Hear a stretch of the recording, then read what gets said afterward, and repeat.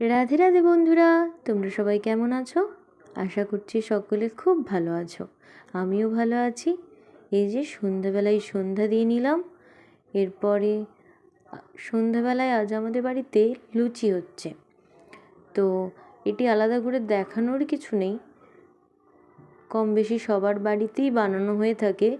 তবু আমি আমার মতন করে তোমাদের সামনে তুলে ধরছি।